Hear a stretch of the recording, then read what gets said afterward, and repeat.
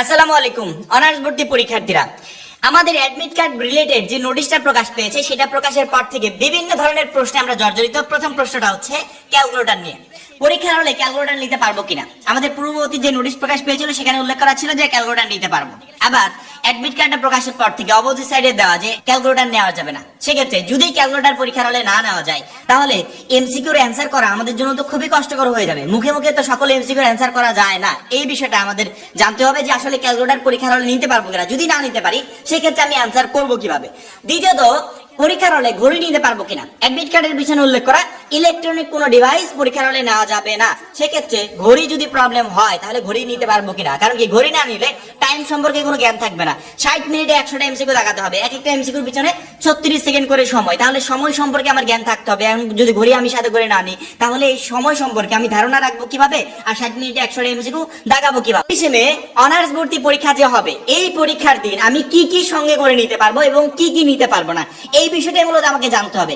যখন এই বিষয়টা জানবো তখন এই যে এত রকমের প্রশ্ন, এক একজন এক একটা টপিক দাঁড় করিয়ে প্রশ্ন করাচ্ছে যে এটা নিতে পারবো কিনা, ওইটা নিতে পারবো কিনা। আশা করি আজকের এই ভিডিওতে 5-6 মিনিটে তুমি টোটাল বিষয়টা ক্লিয়ার হয়ে যাবে যে অনার্স ভর্তি পরীক্ষার হলে আমি কি কি নিতে পারবো এবং কি কি নিতে পারবো না। প্রথমত ক্যালকুলেটর নিয়ে যেহেতু সবচেয়ে বেশি আলোচনা হচ্ছে, ক্যালকুলেটরের বিষয়টা আসি। যে তুমি পরীক্ষার হলে ক্যালকুলেটর নিতে পারবে না, এটা হচ্ছে জাতীয় বিশ্ববিদ্যালয়ের সর্বশেষ আপডেট। তারা সর্বশেষ আপডেট অনুযায়ী জানিয়েছে যে কোনো শিক্ষার্থী পরীক্ষার হলে ক্যালকুলেটর নিতে পারবে না। এখন টেনশনে পড়ে যেতে পারে শিক্ষার্থীরা যে ক্যালকুলেটর যদি না নিই তাহলে আমি আনসার করবো কিভাবে। এমনটা হলো যে তোমার ক্যালকুলেটরই প্রয়োজন হলো না, জাতীয় বিশ্ববিদ্যালয় কর্তৃপক্ষ তোমাকে এমন ভাবে প্রশ্ন দিল যে প্রশ্নে তোমার ক্যালকুলেটর লাগবেই না।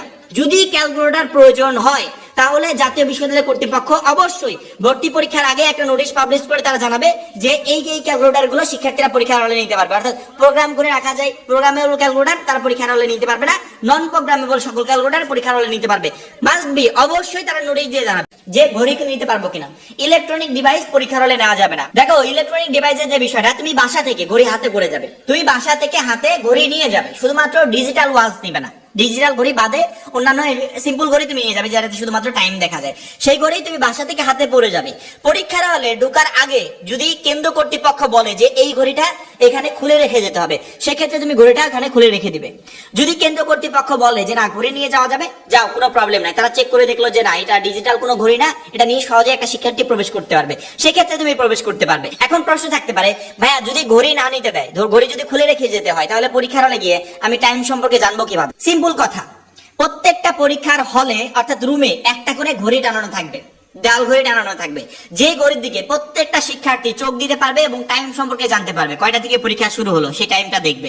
দেখার পরবর্তীতে কত মিনিট গেল, কত মিনিট সামনে আছে, কত মিনিট লাগছে অ্যান্সার করতে, টোটাল বিষয়বস্তু তুমি সামনের ওই ঘড়িতে দেখতে পারবে। সেক্ষেত্রে তোমার পার্সোনাল ব্যক্তিগত ঘড়ির প্রয়োজন হবে না। অর্থাৎ আমি যেদিন পরীক্ষা হবে, যেহেতু টোটালি এমসিকিউ, কোনো স্কেল নিতে হবে না, কোনো পেন্সিলও নিতে হবে না, কারণ কি ওয়েমারটা সম্পূর্ণভাবে কালো কলমালা যে কলমটা আছে এইটা তোমাকে দিয়ে পূরণ করতে হবে। অর্থাৎ ওয়েমারে গোল পূরণ বলো, লেখালেখি বলো, রোল নাম্বার বলো, এভরিথিং তোমাকে কলম দিয়ে করতে হবে। সেই জন্য তোমাকে সুন্দর মতো 2-3টা কলম, রানিং কলম, ভালো কালি বেরোয় রানিং কলম তুমি পরীক্ষার হলে নিয়ে যাবে। নিয়ে যাওয়ার পরবর্তীতে সেখানে এমসিকিউ তুমি দাগানো শুরু করবে। এবং প্রত্যেকটা শিক্ষার্থী মনে রাখবে যে পরীক্ষার হলে যাওয়ার আগে অবশ্যই আমার ফাইলে যেন আমার অ্যাডমিট কার্ড, সেই সাথে এইচএসসি রেজিস্ট্রেশন কার্ড, আবার বলছি আমাদের অনার্স ভর্তি পরীক্ষার অ্যাডমিট কার্ড, সেই সাথে এইচএসসি পর্যায়ের শুধুমাত্র রেজিস্ট্রেশন কার্ড, এই দুইটা কাগজ তোমাকে সাথে করে নিয়ে যেতে হবে বাধ্যতামূলক। কারণ কি এই দুইটা কাগজ ছাড়া পরীক্ষার হলে তুমি অংশগ্রহণ করতে পারবে না, পরীক্ষায় অংশগ্রহণই করতে পারবে না। কারণ ম্যাজিস্ট্রেট এসে বা আদার্স জাতীয় বিশ্ববিদ্যালয় কর্তৃপক্ষের পক্ষ থেকে বড় কোনো কর্মকর্তা এসে যদি চেক করে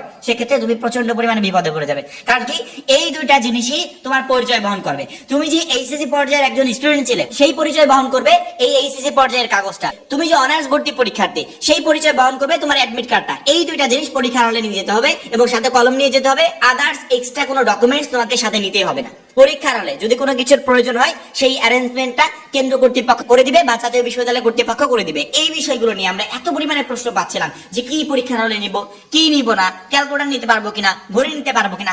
আশা করি আজকের ভিডিওতে ক্লিয়ার একটা সমাধান দিতে পেরেছি এবং সবসময় আমরা জাতীয় বিশ্ববিদ্যালয়ের যে ওয়েবসাইট আছে সেখানে নজর রাখছি। যখনই কোনো নতুন আপডেট আসবে বা এই বিষয়ে নতুন কোনো ইনফরমেশন আসবে তৎক্ষণাৎ ভিডিওর মাধ্যমে তোমাদেরকে জানিয়ে দেওয়া হবে। সেক্ষেত্রে আমার মনে হয় এই বিষয়গুলো